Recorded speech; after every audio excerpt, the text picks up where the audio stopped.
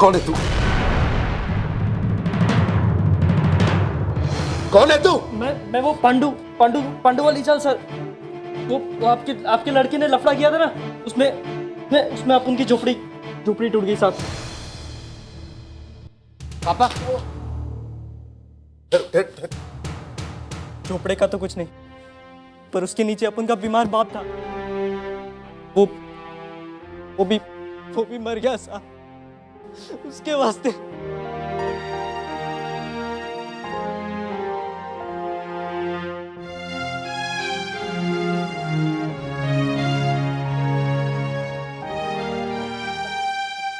देख, अगर मुझे मारने से तुझे तेरा बाप वापस मिल सकता है तो उठा छुरी, मार मुझे। केशु! पापा, मार मुझे।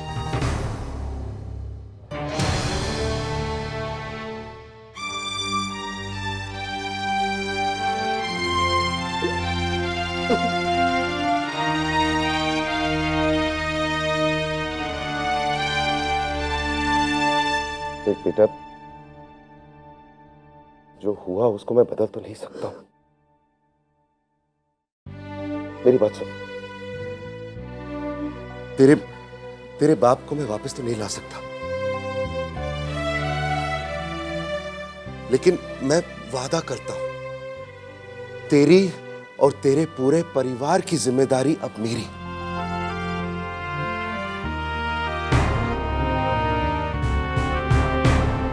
तुझे जो भी चाहिए मैं दूंगा।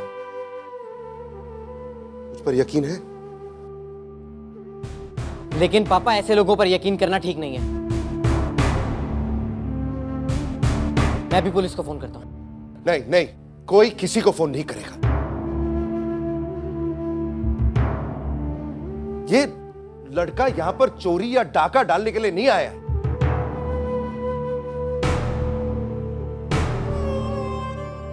कुछ गलत नहीं किया इसने, दिख रहा नहीं है तुम लोग को? बहुत बड़ी गलती हुई है इसके साथ। लेकिन पापा, ये नहीं, कोई कुछ नहीं करेगा।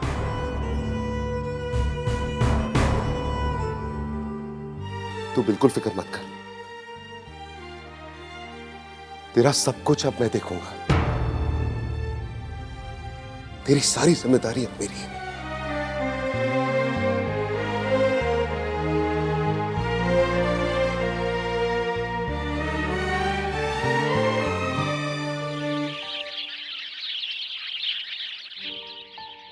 यार आतिश, केतन ने जो किया उसकी वजह से बहुत सारे लोग बेघर हो गए। अब गलती केतन की थी, लेकिन हमें भी तो ये जिम्मेदारी उठानी चाहिए। उन लोगों का घर उनको वापस मिलना चाहिए ना यार। हाँ केशव, ऐसा करना चाहिए हमें, वरना बेचारे ऐसी कड़कती धूप में झुलस जाएंगे। वो नौबत नहीं आएगी। तो एक काम कर, ये रुपए ले, उन सारे घरों की मरम्मत आज ही शुरू कर दे। जो भी नुकसान उन लोगों का हुआ है वो सब हम भरें, लेकिन ये सब आज ही कर दे प्लीज। पापा, मुझे गर्व है कि मैं आपका बेटा हूं, लेकिन पापा मैं आपसे कुछ कहना चाहता था, कहूं? हाँ हाँ, क्या हो गया? पापा, पांडुवाड़ी में जो कुछ भी हुआ वो सब मेरी गलतियों की वजह से हुआ है। वहां के रहने वाले लोग भी मुझे से नाराज हैं, इसलिए मैं आप दोनों से एक रिक्वेस्ट करना चाहता था। आप बोलना बेटा, बोलना। पापा, मैं चाहता हूं कि पांडुवाड़ी के लोगों के रहने का इंतजाम मैं खुद जाकर करूं।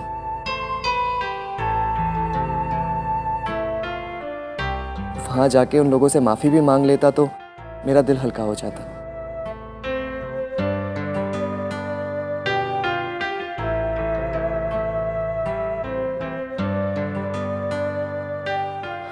केतन, मुझे तुझसे यही उम्मीद थी। ठीक है, लेकिन सुन, ये काम आज ही होना चाहिए। जी पापा, पांडुवाड़ी से रिलेटेड कोई भी टेंशन आप मत लो। गलती मैंने की थी, इसे सुधारूंगा भी मैं ही। आप सचिन अंकल और वकार अंकल के साथ जाके नंदिनी की शादी की तैयारियां करें। अरे हाँ हाँ, एक बात तो बताना भूल गया। क्या? वकार अपनी फैमिली के साथ लखनऊ से लौट आया है। अच्छा। कह रहे थे कि कई फ़ोन किए उन्होंने तुमको, लेकिन तुम्हारा फ़ोन बिजी आ रहा था। देखा केतन, इसे कहते हैं दोस्ती। हम 4 लोग चाहे जहां भी हो, जैसे ही शहर में लौटते हैं एक दूसरे से बात करनी ही होती है। मैं अभी फोन करता हूँ उसे। आखिर उसे बताना तो है ना कि बेटी की शादी की जिम्मेदारी उठानी है अब उसे।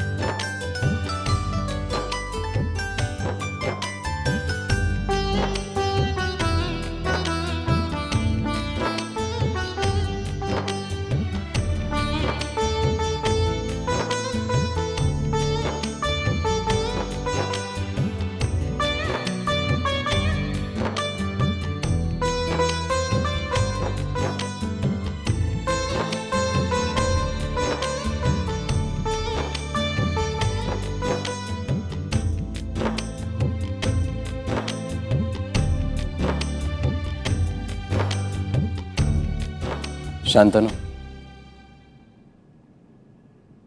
भाभी जी ये सुधा के कंगन है।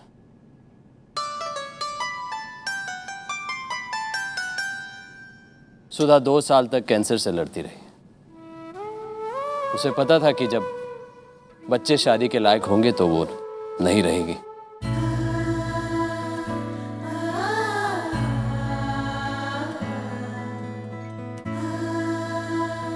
उसने सब कुछ एक डायरी में लिख दिया और यहां तक कि शादी के रीति रिवाज भी।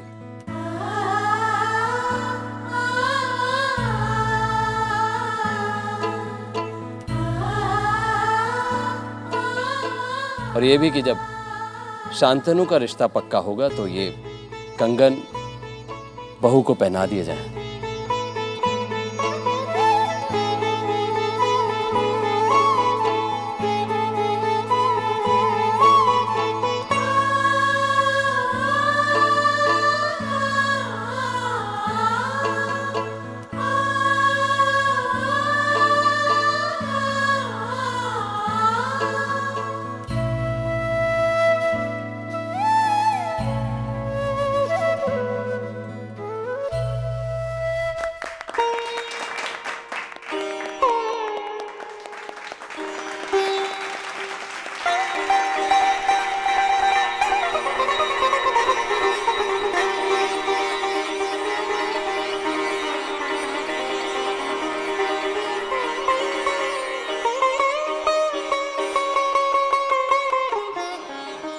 तू कब बड़ी हो गई, कब शादी के लायक हो गई, मुझे पता ही नहीं चला।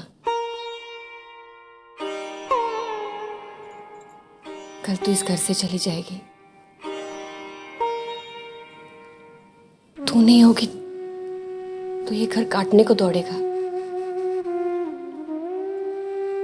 मम्मा, मैंने कभी सोचा था क्या कि मुझे इस घर को छोड़ना पड़ेगा? लेकिन मैं कौन सा परदेश जा रही हूँ, यहाँ पास में ही तो हूँ। जब आपका मन करे आप मुझसे मिलने आना। और आपको लगता है मैं यहाँ आए बगैर रह पाऊंगी? वो सब ठीक है, लेकिन लगन पची छोकरी पराई थई जैसे।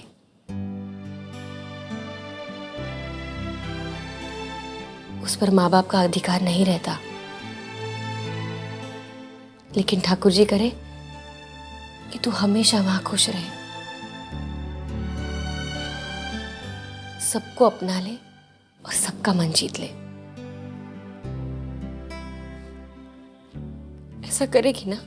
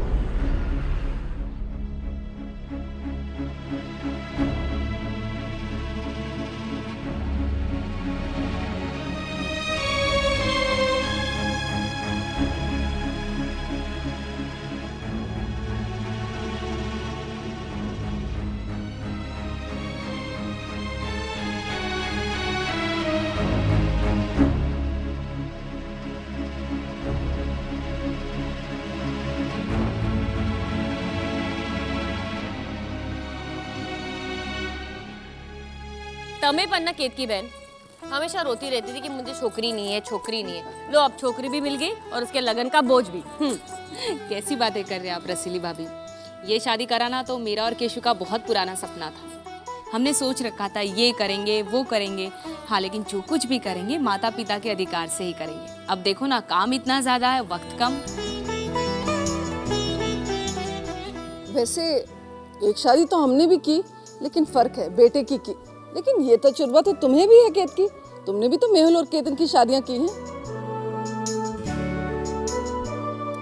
अरे बाराती बनकर जाना और बाराती का स्वागत करना, इसमें बहुत फर्क होता है जन्नत। बाराती बन के गए थे, लेकिन हमने लड़की वालों को बिल्कुल परेशान नहीं किया। क्यों मंदा भाभी? अब मैं क्या बोलूं कि सच बात तो यही है कि मेरे समधी बारात लेकर आए तो थे, लेकिन एक समधी से ज्यादा देवर की भूमिका निभा रहे थे।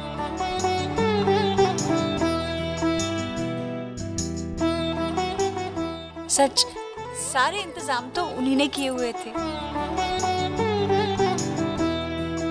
लेकिन एक बात तो है, मराठियों और गुजरातियों के रस्मों रिवाजों में फर्क तो बहुत होता है। हाँ हाँ बिल्कुल। अब देखो ना, पहले हमारे यहाँ गणेश जी बैठते, फिर पिठी लगना, फिर शरबत शीधो, फिर मामेरा आना, फिर मेहंदी लगना और पच्छी शादी।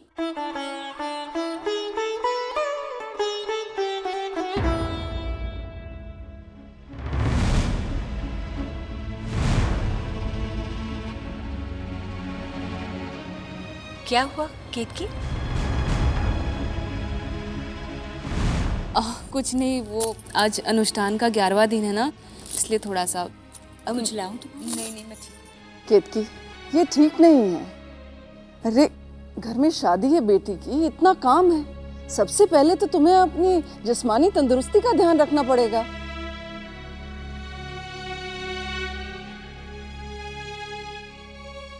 वैसे एक बात कहें, औलाद के मामले में ना हर माँ का दिल एक ही जैसा होता है ना?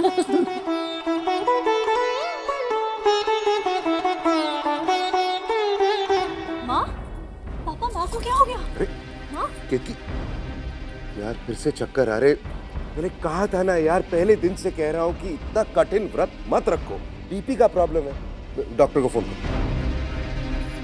नहीं, बैठो। नहीं नहीं, बैठो उधर।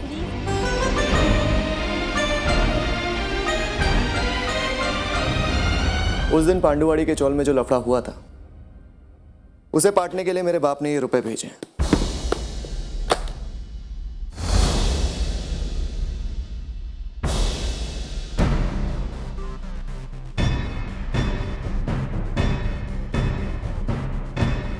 अभी तुम दोनों ये रुपए लेके जाओ और उनके मुंह पे जाके मारो और उनको सीधा बोलो कि अदालत से ये केस वापस ले लो।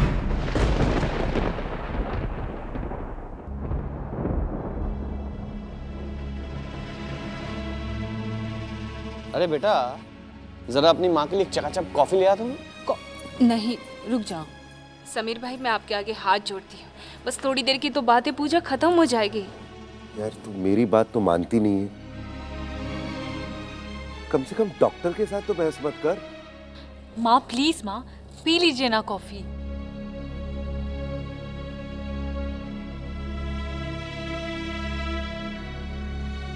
मैं आप सबसे हाथ जोड़ के विनती करती हूँ, मुझ पर दबाव मत डालिए। न जाने मुझसे क्या भूल हो गई थी जिसकी सजा मेरे बेटे को मिल गई। अब अगर ये अनुष्ठान भी खंडित हो गया तो एक और भूल मेरे नाम जोड़ी जाएगी, और उसका प्रभाव मेरे परिवार पर क्या होगा मैं नहीं जानती।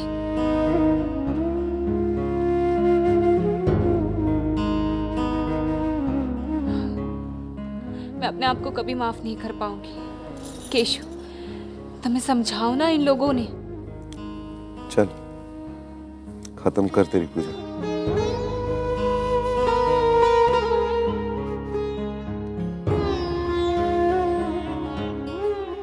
अरे कौन सा बाप, काहे का बाप, कौन सा परिवार? मेरे बाप ने मुझे 2 रातों के लिए लॉकअप में लावारिसों की तरह सड़ने के लिए छोड़ दिया। फिर कोई बाप अपने बेटे के साथ ऐसे कैसे कर सकता? मैं अपने बाप को कभी माफ नहीं कर सकता, कभी माफ नहीं कर सकता।